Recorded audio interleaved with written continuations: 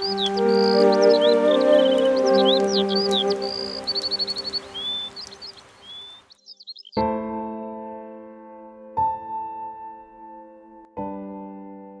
was a time that I think my husband came to meet me in the room and he saw me crying. He was like, why are you crying? That this thing will happen, that when God is going to answer us, he's going to answer us fully. But as a woman, I had my emotions, to be honest. I was down. And to think that people that got married after us, like 1 year later, they already gave birth. So whenever I see them, I feel sad. I feel like God had neglected me. I just feel distressed. I remember one time my wife was in a room and she was seriously crying. And I went to her, like, what happened? Why are you crying? And she said that her mom is coming over to the house and she didn't want her mom to see her in that state that she has not taken in. She was crying very bitterly. I'd never seen her, in that state ever. My in-laws were so sweet. They didn't even pressure me that when are you having this. In fact, I know that one person that people used to pray about was their mother-in-law. My mother-in-law didn't even for once ask me. I don't know if she was asking her son, but she didn't once ask me that when am I going to give them a baby. And she didn't ask me that is there anything wrong with me. She didn't ask me all that. And I'm so grateful to God to have had her, because I can't imagine what I would have gone through if I was battling with my own emotions, crying every day. Then somebody was now asking me that when are you going to give birth? Because of the societal pressure, I wasn't even, enthusiastic about celebrating our 4th year anniversary. Yeah, because, what the society believes is that at your 4th year anniversary, you should have a photo shoot with yourself, your wife, and your kid, or as many kids as you have, or you're able to, you give back to.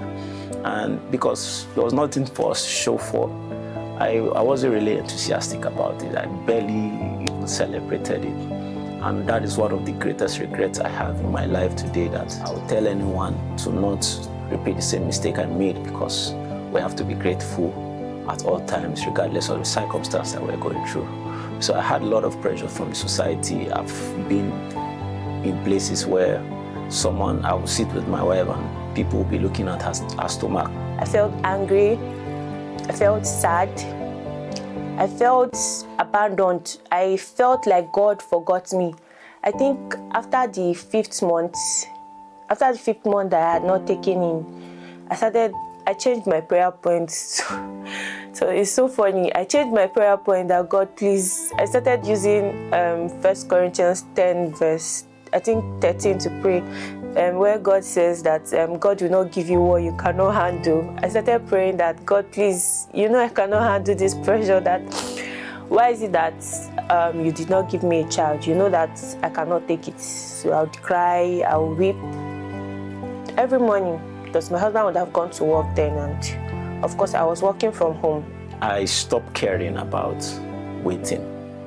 I was like, whatever God wants to do, you should just do it. Whenever he wants to do it, you should do it. I'm not going to pressure myself anymore. And it actually also got me closer to God, because I started engaging in some spiritual exercises. I wanted to know the mind of God. First, I wanted to know, Lord, is your hand in this?